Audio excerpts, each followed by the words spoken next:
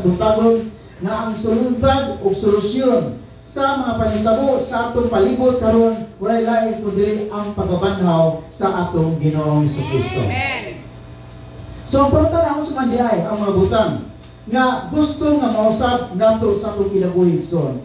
Sa 1 Peter chapter 1 verse 3 Praise be to God and Father of our Lord Jesus Christ.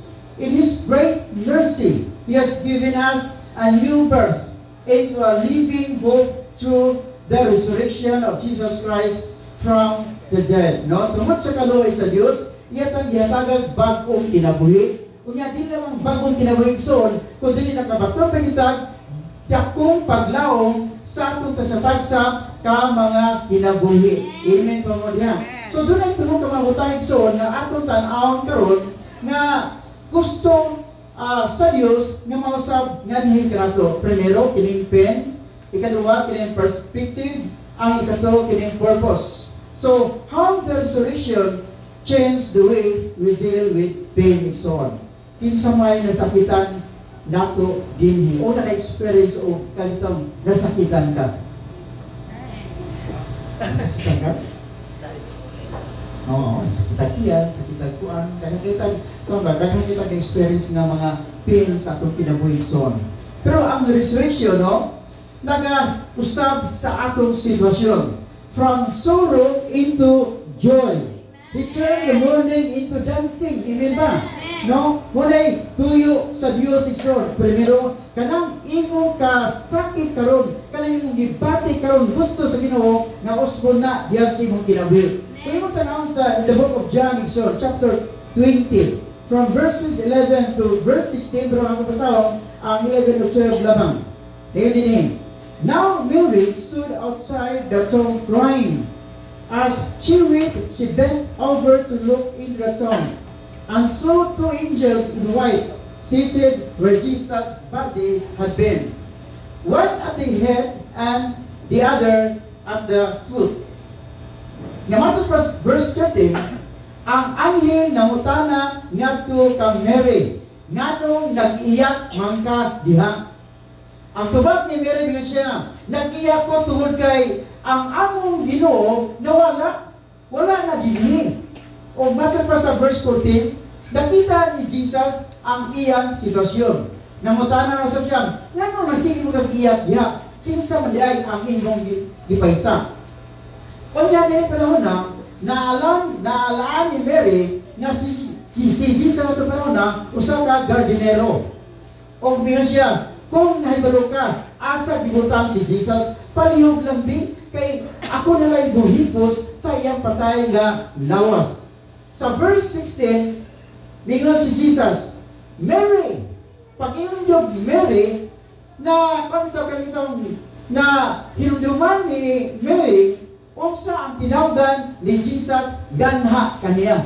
So naglugod niya siyang matay solo, niya diklaro kung kinsa ang iya kay istorya niya itong panahon na. Paglantaw pa niya kay si Jesus na namaliyay ang iyang ka-istorya. No? Nakamatikot mo sa inyong balay na mo'y tagsa-tagsa na tawaganan, di ba? Nga makalili ka kung siya ang tawag, makalingi juga, kuha mo na. No? Ang tawag sa akong asawa, gusto niyo yung tawag na to? No? Actually, ay yung tawag ko, ni lagi na, di po hani, ni lagi na. So pag inyag ni, nakibalo ko kung minsan iya gitawag.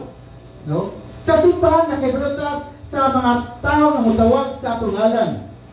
Paano niyo? Sa mga pastor, kami mga pastor, mahibalo may kung unsay tinawagan niya na nako. No? Nga naman, tawag kay naanad ko, nganha kaniya. Si Mary, sa iyang na dunggan ang gitawag nga, Maria! So nakalingin siya iksoon o paglantaw pa niya. Si Jesus, di ay niadtong hilina. May siya, Rabboni! It means teacher. Ang akong teacher di ay ang nagtawag nganhi kanako. No? Kuha ninyo? So, inang nagkaigsoon, no? Sa diyang nakita ni Mary nga si Jesus di ay ang nagtawag nga kaniya.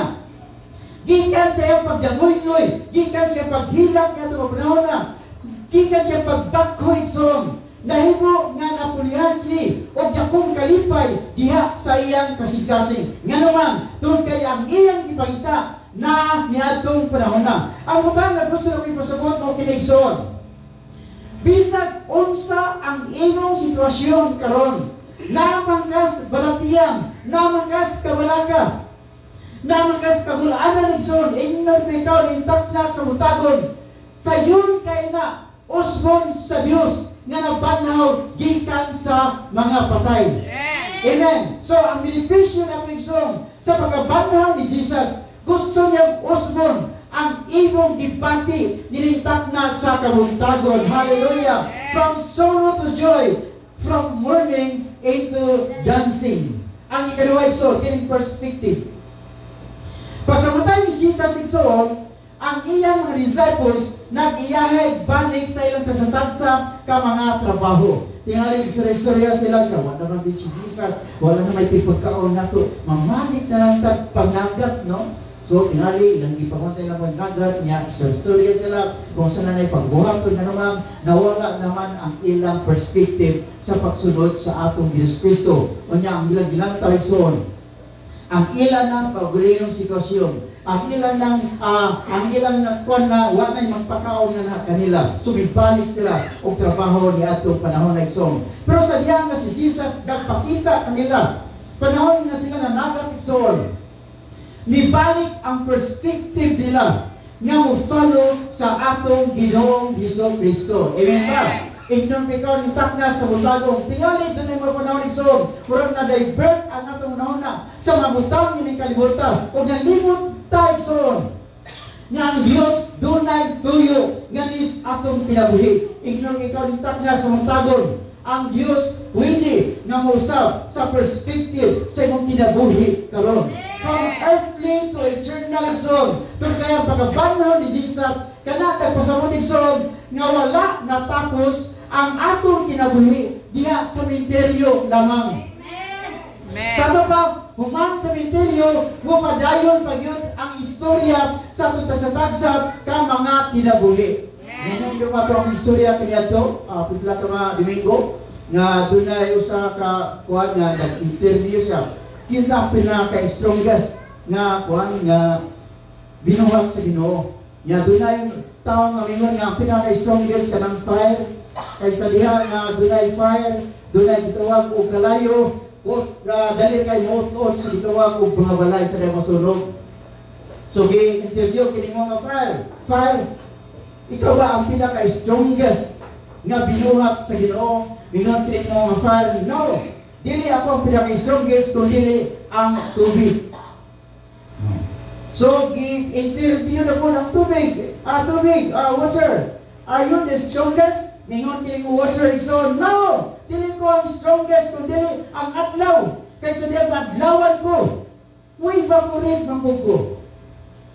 So gi-interview na po ang gitawag og adlaw igsoon. Adlaw, ikaw ko ang pinaka-strongest. Mingon ang adlaw, dili ako ang pinaka-strongest. Kung dili ang gitawag og clouds. Kaysa diha na naghayag ko, kunya ang clouds mo cover nga ni kanako. Di makita ang kahayag nako diha sa kalibutan. So gi-interview na po ang gitawag clouds igsoon. Clouds, are you the strongest? Mingon kini clouds? No. Pero ang pinaka-strongest mo ang gitawag og wind. Ang hangin. Kaya sila tayo hupon ko, bisag asa ko mabot, nga naman, grabe kakusog, nga mo tayo ang gitawag og hangin. So, i-interview na po ang gitawag og hangin. Hangin! Ikaw ba ang pinaka-strongest? Mingon kini mo mga hangin, dili! Ang pinaka-strongest, mao ang mountain. Kaya sa liyang akong hapakon, ang mountain sa akong hangin. Mubanda naman ko. So, i-interview na po, ang ginawag ko, mountain. Matod pa sa hangin, ikaw ko na ang pinaka-bagtik. Ikaw mo ko na ang pinaka-strongest na binuhat sa Ginoo. Mingon kini mo nga mountain dili, ang pinaka-strongest way lain kung dili ang tao. Kasi diyan mingon tao, akong patagon ang gitawag ko bukid, mapatag ko. Sa diyan mingon tao, nga akong butangan karsada ng mga bukid, mabutangan ko karsada. So, interview na po ng tao. Hoy, tao, ikaw man daw ang pinaka-strongest. Ngayon, mga tao, dili ako ang pinaka-strongest kung dili ang tawag o kamatayon. Di ba katanan ang kamatayon? O kamatayon, ikaw man daw ang pinaka-strongest. Mingon kini mo ang kamatayon. Sa una mo na akong nahuna. Ako ang pinaka-strongest. Pero akong nasayran. Nga doon na pala yung bagtik na hinganang isa man. Si Jesus, kaysa na akong ipatay si Jesus, pinilang kang adlaw na banhaw kini siya. Wag yung ko nakahimo. Pagbabag sa iyong pagkabanhaw. Ignore ikaw yung taknas ng untagon ng son. Doon na panahon nga kining atong lawas ni son, wamot ang gitawag o kamatayon. Pero ingnon ikaw, ang kamatayon dili makapugong. Sadyang ikaw gako, mabanhaw gikan sa patay. Sadyang si Jesus, mingon ka na to, hoy, bangon! Amen. Amen. Lazarus, bangon! Jesus, bigas bitin, nanay, nga naman, nabanhaw siya gikan sa mga mitay. Nga naman kay ang kamatayon dili makapugong igsoon sa planos Dios sa ato sa tagsa ka mga ginabuhi.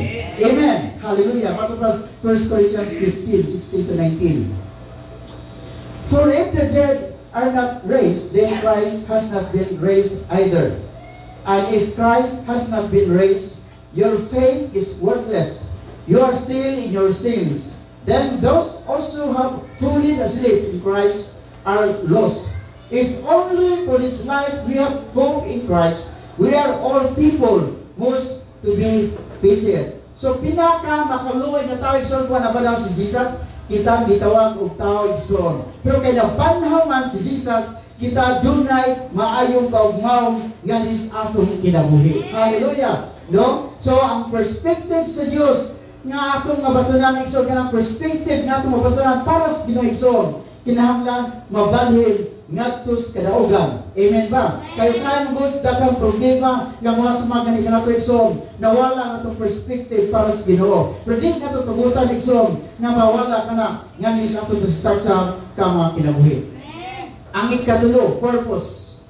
So ang iyang mga disciples, wala na tumong ang ilang kinabuhi igsoon. No, nawala na yun. Ang ilang paglantaw para sa lagugba, nawala na yun. Nga naman kay ang ilang na wa na'y kaugmawon ang ilang pagsunod o pagtuungan na sa Ginoo igsoon. Pero nausab igsoon ang ilang na sa dayon si Jesus nagpakita nganha kanila. Si San Pablo yato mapunaw na usa ka dako kayo nga persecutor igsoon sa gitawag og Christian, pero nausab ang iyang kinabuhi.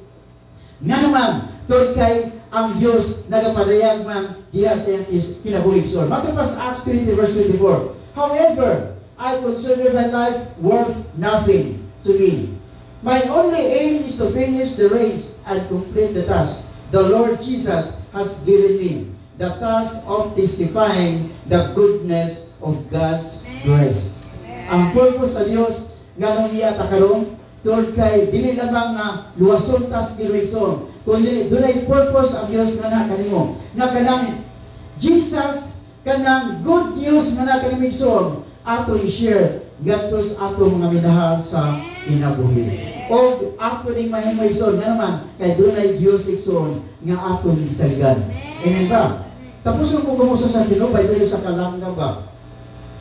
Nga matod pa nga nakita sa daghang kay mga tao nga kini mo kalangga taka-taka lang batog ba, no? Batog siya sa taas kay nga kuan kanang kahoy unya mo kuan siya sa sanga niya, wa siya nagpagawa na kung katong sa nga yan di kanang gitugpahan, gabok pa to, gamay pa to, basta kay gitugpa rin siya. So gipangutan na siya, wa pa ka nalisam, wa pa ka nahadlok, nga mutugpa niya anang mao nga, mao nga sanga, wa pa ka mahadlok nga mahulog ka, mingon kini mo nga lang ng ison, nganong mahadlok man ko, nga wa man ko nagsalit sa sanga, nagsalit man ko sa kumpako. No? So nganong mahadlok man ta? Kung doon ay Diyos isoon nga naas atong kinabuhi nga mutabang kato panahon nga unsa may ato bangon nga atong distak sa kamang kinabuhi isoon. Manindot kita tanan.